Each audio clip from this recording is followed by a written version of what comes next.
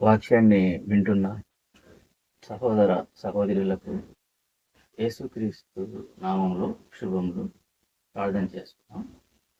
ప్రేమగల పరలోకపు తండ్రి, యేసుక్రీస్తు ప్రభువులో మాకు అనుగ్రహించిన గొప్ప భాగ్యాన్ని బట్టి మిమ్మల్ని స్తుతిస్తూ ఆరాధిస్తున్నాం. ఆయన యేసు ప్రభు వారి మూల్యమైన రక్తం చేత మా పాపాలు కడిగి మీకు ప్రతి సాంపాత్యంగా మీకు సత్తుగా స్వీకరించి మీ ప్రేమను బట్టి స్తోత్రాలు. మీ రక్తం చేతి మోచింపబడిన ఆంబలను మీరు కాపాడుతూ సంరక్షిస్తూ ఈ భూమిలో సజీవుల్లో వచ్చిన ప్రేమను పట్టిస్తున్నారు. ప్రభావ మీ స్వరాన్ని వినటానికి వచ్చిన మా మీద మీ కరుణాన్ని చూపించండి. మీరొక్కరే నిత్య జీవ మాటలు కలిగిన దేవుడు. మీ మాటలు ఆత్మీయ జీవమైనందుకు మా చేతుల్లో రేపు చెప్తున్నాం. మీరు మాతో మాట్లాడి మాకు సహాయం చేయండి. మీ అమూల్యమైన రక్తాన్ని విశ్వాసంతో మా మీద పోషించండి. మమ్మల్ని మీ ప్రార్థనలు అర్పించు. యేసు ప్రభు నామంలో ప్రార్థిస్తున్నాము. ఆమేన్. అన్గాడ్లీ లేక భక్తిహీనులు. పరిశుద్ధ గ్రంథంలో వారి గురించి ఏం రాశారో మనం చదువుకుందాం. కీర్తనలు 58 3వ వచనం. కీర్తనలు 58 3వ వచనం. తల్లి కడుపున పుట్టినది మొదలుకొని భక్తిహీనులు విపరీత బుద్ధి కలిగి ఉందరు. పుట్టిన తోడనే అబద్ధములాడుచు తప్పిపోదురు. పరిశుద్ధ గ్రంథంలో భక్తిహీనుల గురించి లేక అన్గాడ్లీ పీపుల్ ఎలా ఉంటారు అనే దాన్ని మనం కీర్తనలు 58 3వ వచనంలో చూసాం. వాళ్ళు పుట్టినది మొదలుకొని అబద్ధం ఆడుచు తప్పిపోతారు అని పరిశుద్ధ గ్రంథంలో ప్రభు సెలవిచ్చారు. అలాగే కీర్తనలు 36వ అధ్యాయం చూద్దాం. అక్కడ ఏం చెప్పారు ప్రభు? కీర్తనలు 36వ అధ్యాయం 1వ వచనం. భక్తిహీనుల హృదయంలో అతిక్రమము దేవోక్తి వలె పలుకుచున్నది. వాని దృష్టి ఎదుట దేవుని భయము బొత్తిగా లేదు. ఇది భక్తిహీనుల గురించి పరిశుద్ధమైన లేఖనాల్లో మనకు ప్రభువు సెలవిచ్చారు. భక్తిహీనుల హృదయంలో అతిక్రమం దేవోక్తి వలె ఉంటుంది. వాణ్ణి దృష్టి ఎదుట దేవుని భయము బొత్తిగా లేదు అని పరిశుద్ధ గ్రంథంలో చూస్తున్నాం. అలాగే ప్రసంగిలో కూడా వీళ్ళ గురించి సొలొమోను రాజు ఏం చెప్పారో చూద్దాం. ప్రసంగి 8వ అధ్యాయం 13వ వచనం. ప్రసంగి 8వ అధ్యాయం 13వ వచనం. భక్తిహీనులు దేవుని సన్నిధిని భయపడరు కనుక వారికి క్షేమము కలగదనియు వారి నీడ వంటి దీర్ఘాయువును పొందకపోదురనియు నేను ఎరుగుదును. సొలొమోను రాజు కూడా భక్తిహీనుల గురించి ప్రవచించారు. వాళ్ళకి దేవుని భయము ఉండదు. ఇంకా కీర్తనలు 106వ అధ్యాయంలో భక్తిహీనుల గురించి వాక్యం మనకి ఏం సెలవిస్తుందో చూద్దాము. కీర్తన 106 6వ వచనం. మా పితరుల వలనే మేము పాపము చేసేతిమి, దోషములు కట్టుకొని భక్తిహీనులమైతిమి. అంటే భక్తిహీనులు అంటే పాపం చేసేవారు, దోషాలు చేసేవారు అని మనం కీర్తనలు 106వ వచనంలో చూస్తున్నాం. అలాగే కీర్తన 119 53వ వచనం. కీర్తన 119 53వ వచనం.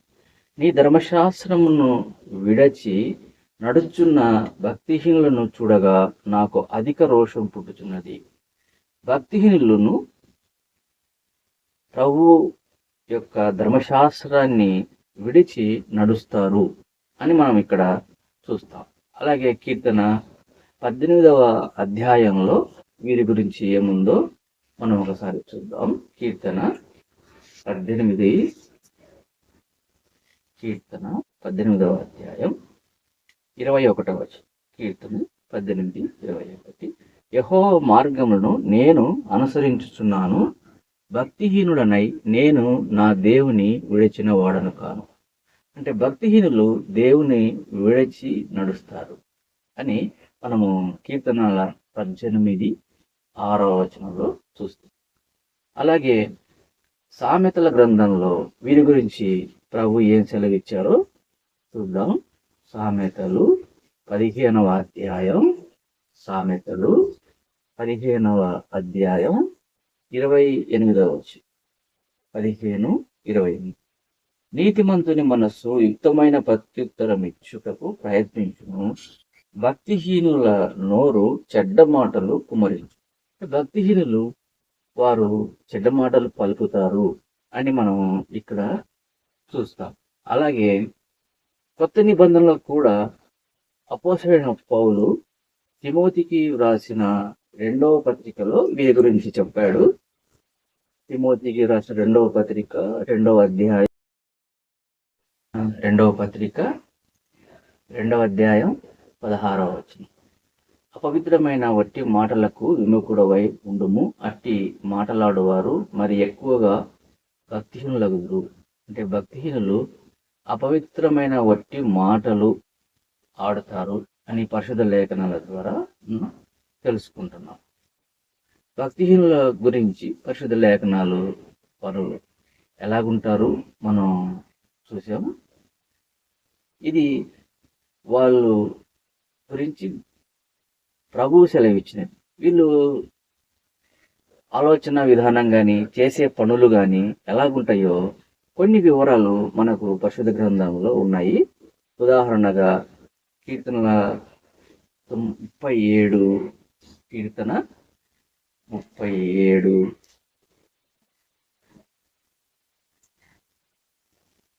21వ వచనం. కీర్తన 37:21వ వచనం. భక్తిహీనులు అప్పు చేసి తీర్చక యుందురు, నీతిమంతులు దాక్షిణ్యము కలిగి ధర్మమిత్తురు. భక్తిహీనులైన వారు అప్పు చేస్తారు కానీ తీర్చరు. ఇది భక్తిహీనులు చేసే పనులు. వీళ్ళు ఎలాంటి ఆలోచన విధానం కలిగి ఉంటారు, ఎలాగ పనులు చేస్తారు అంటే వీళ్ళు అప్పులు చేస్తారు కానీ తీర్చరు. ఇది పరిశుద్ధ గ్రంథం సెలవిస్తాను. అలాగే కీర్తన 37:14వ వచనం. దీనులను దరిద్రులను పడద్రోయుటకై యథార్థంగా ప్రవర్తించు వారిని చంపుటకై భక్తిహీనులు కత్తి తీసి ఉన్నారు, విల్లు ఎక్కుపెట్టి ఉన్నారు. భక్తిహీనులు భూమి మీద ఎలాగుంటారు అంటే వాళ్ళు దీనులను దరిద్రులను యథార్థంగా ప్రవర్తించే వారిని పడద్రోయడానికి వాళ్ళు సిద్ధంగా ఉంటారు. ఇది వాళ్ళు అనుసరించే విధానాలు. అలాగే సామెతల్లో వాళ్ళు ఎలాగ అనుసరిస్తారో చూద్దాం. సామెతలు 4వ అధ్యాయం 19వ వచనం. భక్తిహీనుల మార్గము గాఢాంధకారమయము, తాము దేని మీద పడినది వారికి తెలియదు. వాళ్ళు అనుసరించే విధానాలు గాఢాంధకారం. పరిశుద్ధ గ్రంథంలో ప్రభువు సెలవిస్తున్నారు, భక్తిహీనులు నడిచే త్రోవ గాఢాంధకారమైనది. తర్వాత సామెతలు 10వ అధ్యాయం 32వ వచనం. నీతిమంతుని పెదవులు ఉపయుక్తములైన సంగతులు పలుకును, భక్తిహీనుల నోట మూర్ఖపు మాటలు. వాళ్ళు మాట్లాడే విధానం మూర్ఖంగా ఉంటుంది. ఇది భక్తిహీనులు ఎలాగా వాళ్ళు ఆలోచిస్తారు, ఎలాగా మాట్లాడతారు, వాళ్ళు చేసే పనులు భూమి మీద ఎలాగుంటాయో పరిశుద్ధ గ్రంథంలో మనం చూస్తున్నాం. అలాగే సామెతలు 4వ అధ్యాయం చూసాం. 10వ అధ్యాయంలో 32వ వచనం చదువుతున్నాం. అలాగే 16వ వచనం. సామెతలు 10వ అధ్యాయం 16వ వచనం. నీతిమంతుని కష్టార్జితము జీవదాయకము, భక్తిహీనునికి కలుగు వచ్చుబడి పాపమును పుట్టించును. అంటే భక్తిహీను. సామెతలు 10వ అధ్యాయం 16వ వచనం. నీతిమంతుని కష్టార్జితము జీవదాయకము, భక్తిహీనునికి కలుగు వచ్చుపడి పాపము పుట్టించును. భక్తిహీనులకు వచ్చే ఇన్కమ్ లేక రెవెన్యూ వారికి పాపాన్ని పుట్టిస్తుంది అని పరిశుద్ధ గ్రంథంలో ప్రభువు సెలవిస్తుంది. అలాగే ఇదే అధ్యాయం 7వ వచనం, అంటే సామెతలు 10వ అధ్యాయం 7వ వచనం, నీతిమంతుని జ్ఞాపకం చేసుకున్న ఆశీర్వాదకరమును భక్తిహీనుల పేరు అసహ్యత పుట్టించు. వారి పేరు కూడా గుర్తు చేసుకోవడానికి అసహ్యత పుట్టిస్తుంది అని పరిశుద్ధ గ్రంథం సెలవిస్తుంది. అలాగే 20వ వచనం, నీతిమంతుని నాలుక ప్రశస్తమైన వెండి వంటిది, భక్తిహీనుల ఆలోచన పనికిమాలినది. వారి ఆలోచన విధానం పనికిమాలినదని పరిశుద్ధ గ్రంథం సెలవిస్తాము. అలాగే సామెతలు 11వ అధ్యాయం 18వ వచనం, భక్తిహీనుని సంపాదన వానిని మోసము చేయును, నీతిని విత్తువాడు శాశ్వతమైన బహుమానం నందు. భక్తిహీనుడు వచ్చే సంపాదన, వాడు సంపాదించేదంతా కూడా వాడిని మోసం చేస్తుంది అని పరిశుద్ధమైన లేఖనాలు సెలవిస్తుంది. అలాగే సామెతలు 12వ అధ్యాయం 5వ వచనంలో, నీతిమంతుల తలంపులు న్యాయయుక్తములు, భక్తిహీనులు చెప్పు ఆలోచనలు మోసకరం. వాళ్ళు ఆలోచన విధానం ఎలా ఉంటుందంటే మోసంతో కూడి ఉంటుంది. భక్తిహీనులు చెప్పు ఆలోచనలు మోసకరములు. భక్తిహీనుల మాటలు నరహత్య చేయ పొంచువారి వంటివి. ఇది భక్తిహీనుల గురించి, వాళ్ళు అనుసరించే విధానాన్ని గురించి పరిశుద్ధ లేఖనాల్లో మనం చదువుతాం.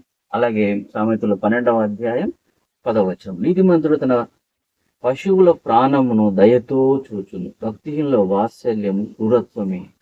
భక్తిహీనుల వాత్సల్యం అంటే వాళ్ళు ప్రేమ చూపించినా, దయగా మాట్లాడినా అది క్రూరత్వము అని పరిశుద్ధమైన లేఖనాల్లో సెలవిస్తున్నారు. అలాగే సామెతలు 12వ అధ్యాయం 26వ వచనం, నీతిమంతుడు తన పొరుగు వారికి దారి చూపును, భక్తిహీనుల ప్రవర్తన వారిని దారి తప్పించును. భక్తిహీనుల ప్రవర్తన వారిని దారి తప్పిస్తుంది. అదే నీతిమంతుల తన పొరుగు వారి విషయంలో దారి చూపిస్తారు. అదే భక్తిహీనులు ప్రవర్తన తమ పొరుగు వారిని దారి తప్పిస్తుంది అని పరిశుద్ధమైన లేఖనాల్లో ప్రభు సెలవిస్తున్నారు. అలాగే 21వ వచనం, నీతిమంతునికి ఏ ఆపదయు సంభవింపదు, భక్తిహీనులు కీడుతో నిండిను. భక్తిహీనులు ఎప్పుడు కీడు చేయాలి అనే ఆలోచన విధానం కలిగి ఉంటారని పరిశుద్ధమైన లేఖనాలలో మనకు సెలవిస్తుంది. అలాగే సామెతలు 15వ అధ్యాయం 6వ వచనం, సామెతలు 15:6, నీతిమంతుని ఇల్లు గొప్ప ధననిధి, భక్తిహీనునికి కలుగు వచ్చుబడి శ్రమకు కారణము. భక్తిహీనుల సంపాదన లేక వచ్చుబడి, ఇన్కమ్, రెవెన్యూ, ఇవన్నీ కూడా వాళ్ళ శ్రమ కారణమవుతాయి. దానివల్ల నష్టం వాళ్ళకి అని చెప్పి పరిశుద్ధమైన లేఖనాల్లో మనం చూస్తున్నాం. అలాగే కీర్తన సామెతలు 21వ అధ్యాయం, సామెతలు 21వ అధ్యాయం 7వ వచనం, భక్తిహీనులు న్యాయము చేయనొల్లరు, వారు చేయు బలాత్కారము వారిని కొట్టుకొని పో. భక్తిహీనులు న్యాయము చేయనొల్లరు అంటే వాళ్ళు, భక్తిహీనులు గురించి పరిశుద్ధ లేఖనాల్లో సెలవిస్తుంది, అసలు వాళ్ళకు న్యాయం చేసే అలవాటే ఉండదు. ఇది పరిశుద్ధమైన లేఖనాల్లో సామెతలు 21వ అధ్యాయం 10వ వచనం, భక్తిహీనుని మనస్సు కీడు చేయకూరును, వాడు తన పొరుగు వానికైనను దయతలచు. భక్తిహీనులు ఈ భూమి మీద ఎలా ఉంటారంటే తమ పొరుగు వారికి కూడా దయతలచకుండా కీడు చేస్తారు అని పరిశుద్ధమైన లేఖనాల్లో సామెతలు 21:10లో చూస్తారు. నా పొరుగువాడే నాతో ఉన్నాడే, నాతో కలిసి పనిచేస్తున్నాడు అని కూడా వారు చూడకుండా వారికి కీడు చేస్తారు అని పరిశుద్ధమైన లేఖనాల ద్వారా మనం తెలుసుకుంటున్నాం.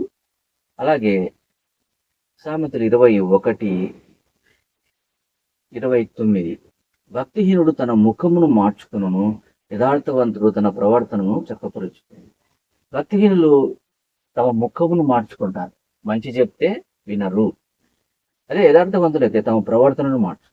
భక్తిహీనులకు యథార్థవంతులకు తేడా ఇది. అలాగే వీళ్ళు భూమి మీద దేవుని విషయంలో ఎలా ఉంటారు చూద్దాం. సామెతలు 15వ అధ్యాయం, సామెతలు 15వ అధ్యాయం 8వ వచనం. భక్తిహీనులు అర్పించు బలులు యెహోవాకు హేయములు, యథార్థవంతుల ప్రార్థన ఆయనకు ఆనందకరం. భక్తిహీనులు దేవుని బలులు కూడా అర్పిస్తారు. పరిశుద్ధమైన లేఖనాల్లో ప్రభువే సెలవిస్తున్నారు. సామెతలు 15వ అధ్యాయం 8వ వచనంలో భక్తిహీనులు అర్పించు బలులు యెహోవాకు హేయములు. అంటే భక్తిహీనులు దేవుని మందిరంలో బలులు కూడా అర్పిస్తారు, కానీ ప్రభువుకి ఇష్టం లేదు.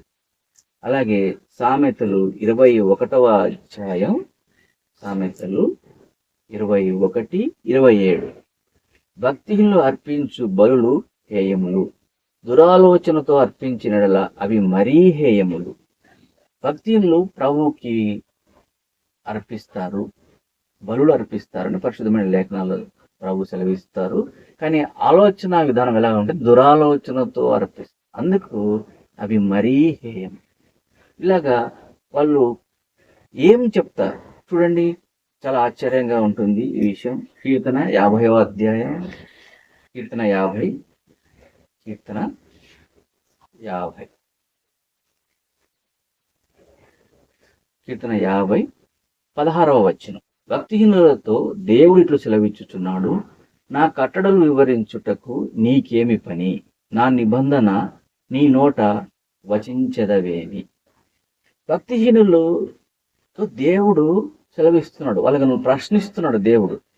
నా కట్టడలను వివరించుటకు నీకేం పని అంటే మీరు దేవుని వాక్యాన్ని కూడా బోధిస్తారు భక్తిహీనులు అనేవాళ్ళు. నా నిబంధన నీ నోట వచించెదవేమి అంటే దేవుని నిబంధనలను వాళ్ళు నోటుతో పలుకుతారు, చెప్తారు, బోధిస్తారు. ఇదంతా పరిశుద్ధ గ్రంథంలో ఉంది. కీర్తన 50, 16వ వచనంలో ఉంది. అలాగే ఎందుకు దేవుడు వీళ్ళంటే ఇష్టపడడం లేదు, మనం 17వ వచనం చదువుతాం. కీర్తన 50, 17వ వచనం. దిద్దుబాటు నీకు అసహ్యం కదా, నీవు నా మాటలను నీ వెనుకకు త్రోసివేసు. అంటే దిద్దుబాటు చేసుకోరు, కానీ వాక్యాన్ని బోధిస్తారు. దేవుని నిబంధనలను కూడా వాళ్ళు తమ నోటి ద్వారా చెప్తారు అని పరిశుద్ధమైన లేఖనాలు చెప్పారు, కానీ దిద్దుబాటు మాత్రం చేసుకోరు. ఇంకా 18వ వచనంలో నీవు దొంగను చూసినప్పుడు వానితో ఏకీభవించదు. ఈ భక్తిహీనులు లేక వాక్యాన్ని బోధించే భక్తిహీనులు దొంగలను చూసినప్పుడు వాళ్ళతో ఏకీభవిస్తారు. వ్యభిచారులతో నువ్వు సాంగత్యం చేస్తావు. పరిశుద్ధ లేఖనాల్లో సెలవిస్తున్నాడు ప్రభు. వాక్యాన్ని బోధించే భక్తిహీనులు వాళ్ళు దొంగను చూసినప్పుడు వానితో ఏకీభవిస్తారు, వ్యభిచారులతో సాంగత్యం చేస్తారు. కీడు చేయవలని నువ్వు నోరు తెరుచుచున్నావు, నీ నాలుక కపటమును కల్పించుచున్నది, నువ్వు కూర్చుండి నీ సహోదరుని మీద కొండెములు చెప్పుచున్నావు. ఇవన్నీ కూడా వాక్యాన్ని బోధించే భక్తిహీనులు ఈ భూమి మీద చేసే పనులు. వాక్యాన్ని అయితే బోధిస్తున్నారు, దిద్దుబాటు వారికి అసహ్యము. వాళ్ళు దేవుని మాటలను వెనుకకు వేసేసుకుంటారు, మాకు కాదు వినే వాళ్ళకి మాత్రమే అనుకుంటారు. తర్వాత దొంగ చూసినప్పుడు వాళ్ళతో ఏకీభవిస్తుంటారు, వ్యభిచారులతో సాంగత్యం చేస్తారు, కీడు చేయాలని ఎప్పుడు నోరు తెరుచుకొని ఉంటారు. వారి నాలుక ఎప్పుడు కూడా కపటం, అబద్ధాలే చెప్తుంటుంది. ఇది అందుకే ప్రభు వీరు గురించి ప్రశ్నించాడు. భక్తిహీనులతో దేవుడు ఇట్లు సెలవిస్తున్నాడు, నా కట్టడలను వివరించుటకు నీకేం పని, నా నిబంధన నీ నోట వచించేదవే. ప్రభువే ప్రశ్నించాడు. ఎందుకంటే ఈ కింద చెప్పినటువన్నీ ఆయనకి ఇష్టం లేదు. ఇష్టం లేని పనులు చేస్తూ ప్రభు దేవుని గురించి నిబంధనను మాట్లాడతారు కాబట్టి ప్రభుకి ఇష్టం. అలాగే వీళ్ళ గురించి పరిశుద్ధ లేఖనాల్లో మనం చూద్దాం. కీర్తన 145, కీర్తన 145, కీర్తన 145, 20వ వచనం. యెహోవా తన్ను ప్రేమించు వారందరినీ కాపాడును. అయితే భక్తిహీనులు అందరినీ ఆయన నాశనం చేస్తాడు. భక్తిహీనులు అందరినీ కూడా ఆయన నాశనం చేస్తాడు. ఇది దేవుని తీర్పు. భక్తిహీనులు వాళ్ళు వాక్యాన్ని బోధించినప్పటికీ కూడా దేవుని దృష్టిలో వాళ్ళను ప్రశ్నించాడు ప్రభువే. కాబట్టి వాళ్ళందరినీ కూడా నాశనం చేస్తానని కీర్తన 145:20 వచనంలో చదువుకుంటున్నాం. అలాగే సామెతలు 3వ అధ్యాయం 33వ వచనం. సామెతలు 3:33. భక్తిహీనుల ఇంటి మీదికి యెహోవా శాపం వచ్చును, నీతిమంతుల నివాస స్థలమును ఆయన ఆశీర్వదించును. భక్తిహీనుల ఇంటి మీదకి కూడా యెహోవా శాపం వస్తుంది అని పరిశుద్ధమైన లేఖనాల్లో సెలవిచ్చారు. అలాగే కొత్త నిబంధనలో రోమీలకు రాసిన పత్రికలు 1వ అధ్యాయం రోమా 1 రోమా 1వ అధ్యాయం 18వ వచనం. దుర్నీతి చేత సత్యమును అడ్డగించు మనుషుల యొక్క సమస్త భక్తిహీనత మీదను దుర్నీతి మీదను దేవుని కోపం పరలోకం నుండి బయలుపరచబడుచున్నది. భక్తిహీనుల మీదకి దేవుని కోపం వస్తుంది అని మనం కొత్త నిబంధనలో కూడా చదువుతున్నాం. ఇలాంటి వారికి దేవుడు ఏదైనా అవకాశం ఇస్తారా అంటే, ప్రభు క్షమాపణ కలిగిన దేవుడు కాబట్టి మనము యెషయా గ్రంథంలో ఒక వాక్యం చదువుకుంటాం. యెషయా 55వ అధ్యాయం 7వ వచనం. భక్తిహీనులు తమ మార్గమును విడవలెను, దుష్టులు తమ తలంపులను మానవలెను. వారు యెహోవా వైపు తిరిగిన యెడల ఆయన వారి యందు జాలిపడును. వారు మన దేవుని వైపు తిరిగిన యెడల ఆయన బహుగా క్షమించును. ఇది ప్రభు యొక్క క్షమాపణ. వారికి అవకాశాన్ని ఇస్తున్నారు ప్రభు. పాత నిబంధనలో చూసాం. యెషయా గ్రంథం 55వ అధ్యాయం 7వ వచనంలో వారు యెహోవా వైపు తిరిగిన యెడల ఆయన వారి యందు జాలిపడును. వారు మన దేవుని వైపు తిరిగిన యెడల ఆయన బహుగా క్షమించును. దేవుడు ఇంతకు అవకాశాన్ని ఇచ్చాడు. వాళ్ళు దేవుని వైపు తిరిగితే, వాళ్ళను క్షమించమని ప్రభువుని అడిగితే తప్పగా క్షమిస్తాను అని ప్రభు వాక్యం ద్వారా సెలవిస్తున్నారు. అలాగే రోమీలకు రాసిన పత్రిక 5వ అధ్యాయం రోమా 5వ అధ్యాయం 6వ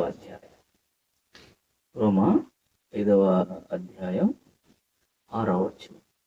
ఎలయనగా మనం ఇంకా భక్తిహీనులమై ఉండగా క్రీస్తు యుక్త కాలమున భక్తిహీనుల కొరకు చనిపోయెను. ప్రభు ఎంత ప్రేమ కలిగినవాడు. భక్తిహీనుల కొరకు ఆయన చనిపోయాడు అంటే ఆయన క్షమాపణ కలిగిన దేవుడు. వారి కొరకు ప్రాణమే పెట్టాడు. ఇలాగ ఉండకూడదని దేవుని ఇష్టం. భక్తిహీనులు యేసు ప్రభు వారి అమూల్యమైన రక్తం చేత వాళ్ళు నీతిమంతులుగా మారాలి అనేది దేవుని ఇష్టం. అదే 9వ వచనంలో చెప్తున్నాడు. ఆయన రక్తం వలన ఇప్పుడు నీతిమంతులంగా తీర్చబడి మరింత నిశ్చయంగా ఆయన ద్వారా ఉగ్రత నుండి రక్షింపబడు. దేవుడు భక్తుల కొరకు ప్రాణం పెట్టారు. ఆయన అమూల్య రక్తం చేత వారి పాపాలు కడుక్కుంటే వారు నీతిమంతులుగా తీర్చబడి దేవుని యొక్క ఉగ్రత నుండి తప్పించుకుంటారు అని ప్రభు సెలవిచ్చారు. అలాగే అపోస్తలుడైన పౌలు తీతుకు రాసినప్పుడు ఏం చెప్పారో చూడండి. అపోస్తలుడైన పౌలు తీతు 2వ అధ్యాయం 12వ వచనం. తీతు 2:12. మనము భక్తిహీనతను ఇహలోక సంబంధమైన దురాశలను విసర్జించి శుభప్రదమైన నిరీక్షణ నిమిత్తం అనగా మహాదేవుడును మన రక్షకుడునైన యేసుక్రీస్తు మహిమ యొక్క ప్రత్యక్షత కొరకు ఎదురు చూచుతూ ఈ లోకంలో స్వస్థ బుద్ధితోను నీతితోను భక్తితోను బ్రతుకుచుండవలని మనకు బోధించుచున్నది. మనము భక్తిహీనతను ఇహలోక సంబంధమైన దురాశలను వదిలివేయాలి లేక విసర్జించాలి అని పరిశుద్ధ లేఖనాల్లో ప్రభు సెలవిచ్చారు. ఎలాగ జీవించాలి? శుభప్రదమైన నిరీక్షణ అంటే మహాదేవుడును మన రక్షకుడునైన యేసుక్రీస్తు యొక్క మహిమ ప్రత్యక్షత కొరకు ఎదురు చూచు ఈ లోకంలో స్వస్థ బుద్ధితోనూ నీతితోనూ భక్తితోనూ బతుకుచుండవాలని మనకు బోధించారు. వాక్యం విన్న మనమందరం కూడా ఏది ప్రభు వద్దన్నారో భక్తిహీనతను వద్దన్నారు. భక్తిహీనత గురించి ప్రభు స్పష్టంగా సెలవిచ్చారు. ఆయనకు ఇష్టం లేదు భక్తిహీనత అంటే. భక్తిహీనులను ప్రభు తప్పక శిక్షిస్తారు. వాళ్ళు నిత్య నాశనానికి వెళ్తారు. కానీ ప్రభు వాళ్ళకి అవకాశాన్ని ఇస్తారు. వాళ్ళు క్షమిస్తాను అంటే వాళ్ళ కొరకు ప్రభు ప్రాణం పెట్టారు. కాబట్టి ప్రభువు వారి అమూల్యమైన రక్తం చేత తమ పాపాలు కడుక్కొని వాళ్ళు నీతిమంతులుగా తీర్చబడి దేవుని యొక్క ఉగ్రత నుంచి తప్పింపబడి శుభప్రదమైన నిరీక్షణ కొరకు ఈ భూలోకంలో భక్తిహీనతను వదిలేసి జీవిస్తూ దేవుని కొరకు ఎదురు చూసేవారు ఆయన యొక్క నిత్య రాజ్యంలో ప్రభువుతో సదాకాలం వాక్యం విన్న మనందరం కూడా ఇలాంటి గొప్ప భాగ్యాన్ని మన ప్రభు అయిన యేసుక్రీస్తు వారు మనకు అనుగ్రహించింది. ఆమేన్.